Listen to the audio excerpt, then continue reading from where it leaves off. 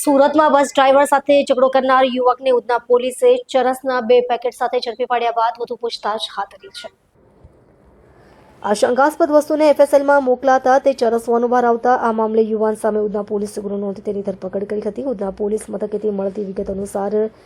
લીંબાત લાલ building પાસે પ્રતાપનગરમાં રહેતો નઈમુદ્દીન અમીનુદ્દીન શેખ ઉંમર વર્ષ 43 બીઆરટીએસ બસનો ડ્રાઈવર છે। નઈમુદ્દીન ગઈકાલે મોડી સાંજે ઉધના દક્ષિણા મુખ્ય હનુમાન મંદિર પાસેના બીઆરટીએસ રૂટથી બસ હંકારીને પસાર થઈ રહ્યો હતો ત્યારે એક બાઇક લઈને બસ પાછળ આવતા ઈશ્વર રામદાસ બેડસે રહે બિલ્ડિંગ નંબર 8 ઘર નંબર 12 કાશીનગર આવાસ ઉધના તેણે બસ ડ્રાઈવર સાથે તકરાર ઊભી કરી હતી। પોલીસ બોલાવાઈ હોય ઈશ્વર બળસેને પોલીસ સ્ટેશન લઈ જવાયો હતો જ્યાં એએસઆઈ કૃપરાજભાઈ કાથડભાઈએ ઈશ્વર બેડસેની પૂછપરછ કરી તેની તલાશી લેતા